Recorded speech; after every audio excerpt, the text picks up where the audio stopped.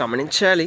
తప్పు చేసిన వారి దగ్గర నుండి దేవుడు కోరుకునేది ఆస్తి కాదు, అంతస్తులు కాదు, మరేదో కాదు, కానీ పశ్చాత్తాప మనస్సు అండి. చేసిన తప్పును తెలుసుకుని జీవితాన్ని సరిచేసుకొని మరలా తప్పు చేయకుండా ఉండే మనస్సును దేవుడు కోరుకుంటారు. ఒకసారి ఆలోచన చేద్దామండి. తప్పు చేసిన వారి దగ్గర నుండి దేవుడు ఏమీ కోరుకోరు.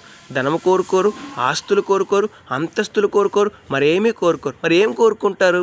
ఆ వ్యక్తి తన జీవితాన్ని సరిచేసుకొని పశ్చాత్తాపమును పొంది, ఆ తప్పు విషయమై పశ్చాత్తాపం పొంది జీవితాన్ని సరిచేసుకొని జీవితాన్ని మార్చుకొని మరలా ఎన్నడూ ఆ తప్పు చేయకుండా జీవిస్తే చాలు. అదేనండి దేవుడు కోరుకునేది.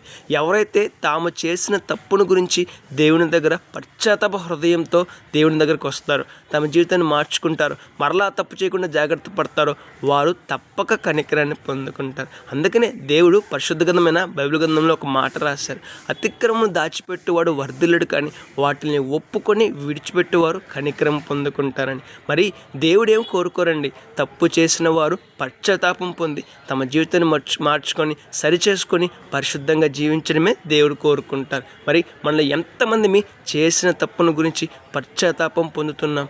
మళ్ళీ ఎంతమంది మన జీవితాన్ని దేవుని దగ్గర ఒప్పుకుంటున్నాం? మళ్ళీ ఎంతమంది మన జీవితాన్ని మార్చుకుంటున్నాం? మళ్ళీ ఎంతమంది ఇప్పటి నుంచైనా పరిశుద్ధంగా, నీతిగా, యథార్థంగా జీవిస్తాను అన్న నిర్ణయాన్ని తీసుకుంటున్నాం? ఒకసారి ఆలోచన చేద్దాం, మన జీవితాన్ని మార్చుకుందాం, శ్రేష్టమైన ఆశీర్వాదాన్ని పొందుకుందాం. May God bless you.